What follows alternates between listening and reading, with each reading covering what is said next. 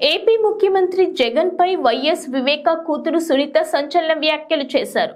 జగన్ జైల్లో ఉన్నప్పుడు షర్మిల పాదయాత్ర చేశారని, వైసీపీని గెలిపించారని చెప్పారు.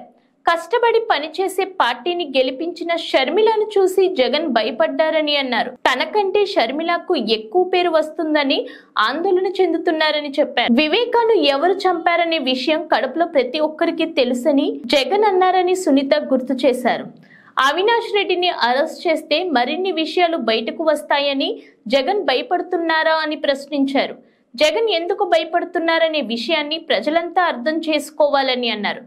దీనిపై డిబేట్ జరిగితే విషయాలు బయటకు వస్తాయని చెప్పారు. తనతో నేరుగా మాట్లాడాలంటే సాక్షి ఛానల్ కి వస్తానని, అన్ని విషయాలు మాట్లాడుదామని అన్నారు. సాక్షి ఛానల్ కి రావడానికి తనకు ఎలాంటి అభ్యంతరం లేదని చెప్పారు. మీరు జైలుకు పోయినప్పుడు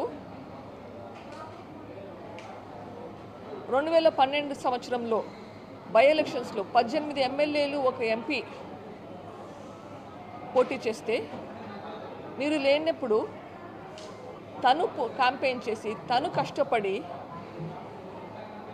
ఆ ఎలక్షన్లో 15 మంది ఎమ్మెల్యేలను ఒక ఎంపీని గెలిపించేలా కృషి చేసింది. అప్పట్లో మేకపాటి గారు సుబ్రహ్మరెడ్డి గారి మీద 2 లక్షలకు పైగా ఓట్లతో గెలిచారు. అది ఎలా మర్చిపోయారు? తర్వాత మీరు జైల్లో ఉండగా మరో ప్రజా ప్రస్థానమని ఎండనక వాననక నెలలు తరబడి ఇంట్లో లేకుండా పిల్లల్ని ఇంట్లో వదిలిపెట్టేసి మీ పార్టీని నిలబెట్టింది. కానీ అంత కష్టపడి నిలబెట్టినాక మీరు జైలు నుంచి బయటకు వచ్చాక తను ఇంకా పవర్ఫుల్ అవుతుందని భయపడి మీరు తనని పక్కన పెట్టారు. అన్న కోరిక మీదుగా తను గమ్మునుండిపోయింది. ఎప్పుడైనా కానీ మళ్ళీ మీరు పిలిచినప్పుడు వస్తుంది, మీకు హెల్ప్ చేస్తుంది. మళ్ళీ 2014 ఎలక్షన్లలో క్యాంపెయిన్ చేసింది మీకోసం. 2019 ఎలక్షన్లలో బాయ్ బాయ్ బాబు క్యాంపెయిన్ అందరికీ గుర్తుంటుంది. ప్రజల గుండెల్లో బాగా నిలిచిపోయింది. అట్లా క్యాంపెయిన్ చేసి మీ పార్టీని గెలిపిస్తే మళ్ళీ పక్కన పెడతారు. అది మీరు తనకిచ్చింది.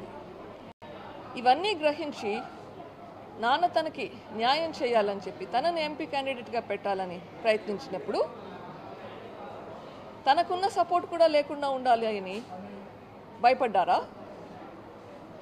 అందుకే నాన్నని లేకుండా చేశారా? అంత కిరాతకంగా హత్య చేశారా? ఇవన్నీ బయటికి రావాలి. నిజమేంటి, ఎందుకు చేశారు?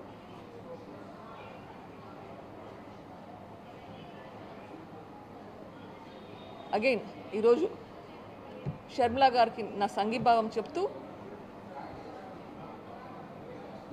జగనన్నని నేను ప్రశ్నించిన ప్రశ్నలకు జవాబు చెప్పాలని ఈ మీడియా ముఖంగా చెప్తున్నాను.